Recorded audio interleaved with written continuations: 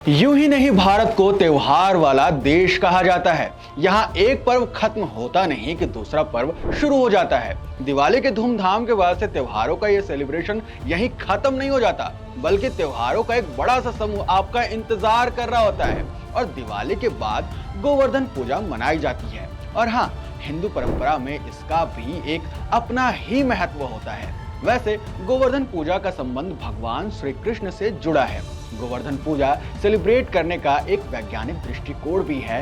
Video बहुत interesting है, तो वीडियो के लास्ट तक हमारे साथ बने रहिएगा। पौराणिक मान्यताओं के अनुसार मान्यता है कि इंद्र का घमंड चूर करने के लिए और ब्रजवासियों की रक्षा के लिए भगवान श्री कृष्ण ने अपनी दिव्य शक्ति से विशाल गोवर्धन पर्वत को अपनी उंगली में उठा लिया था और हजारों जीव जंतुओं और मनुष्यों की रक्षा की थी। भगवान श्री कृष्ण ने देवराज के घमंड को तोड़कर गोवर्धन पर्वत की पूजा की थी। उसी दिन से ही गोवर्धन पूजा आरंभ होता है, जिसे अन्नकूट पर्व भी कहते हैं।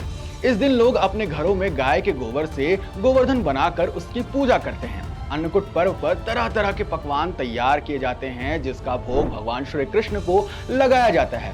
इसी दिन बनने वाले अन्नकूट में कई तरह की सब्जियां होती हैं। कड़ी चावल, खीर, मिठाई, रबड़ी, पेड़े, पोहा, मक्खन, मिश्री और भी बहुत सारे व्यंजन बनाए जाते हैं। ये सभी अन्नकूट कहलाते हैं। इन सभी व्यंजन के तैयार होने के बाद भगवान श्री कृष्ण को इसका भोग लगाया जाता है और फिर प्रसाद के रूप में भक्तों में इसे वितरित कर दिया जाता है। सनातन धर्म के लोगों के लिए गोवर्धन पूजा का बड़ा ही महत्व होता है, क्योंकि इस दिन विशेष तौर पर गौ माता का पूजा किया जाता है।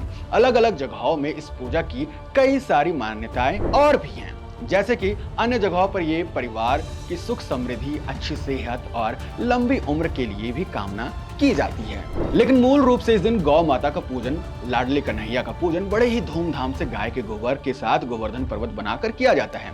ऐसा माना जाता है कि ये उत्सव खुशी का उत्सव है और इस दिन जो दुखी रहेगा वो वर्ष भर दुखी रहेगा। इस दिन खुश रहने वाला व्यक्ति वर्ष भर खुश रहेगा, इसीलिए गोवर्धन पूजा बहुत ही जरूरी है। इस दिन गाय, बैल, खेती, काम आने वाले पशुओं की पूजा होती है। गोवर्धन के बाद गोवर्धन जी की 7 परिक्रमाएं लगाते हुए उनकी जय बोली जाती है। परिक्रमा हाथ में लोटे से जल गिराते हुए जौ बोया जाता है। अब चलिए बात करते हैं वैज्ञानिक दृष्टिकोण से। गोवर्धन का यह त्योहार वैज्ञानिक दृष्टिकोण से भी बहुत महत्व रखता है। ग्रामीण इलाकों में अगर आपको याद हो तो कच्चे मकान जिसमें लोग आज भी रहते हैं, गाय के गोबर से अपने घरों को लीपते हैं। दरअसल बारिश के दौरान बैक्टीरिया या कीटाणु पैदा हो जाते हैं, जिससे बीमारियों का खतरा बहुत ज्यादा बढ़ जाता है। और गाय के गोबर में बैक्टीरिया से लड़ने की ताकत होती है। लिहाजा गाय के गोबर से घर को लेपने से बैक्टीरिया या कीटाणु अपने आप मर जाते हैं और किसी भी प्रकार की बीमारी का खतरा भी नहीं रहता है। चलिए, उम्मीद है कि आपको ये जानकारी पसंद आई होगी। अगर हाँ, तो इसे अपने परिजनों के साथ भी शेयर जरूर करें। और हाँ, जाते जाते हमें लाइक और सब्सक्राइब भी कर लें। मिलते हैं आपसे अगले वीडियो में।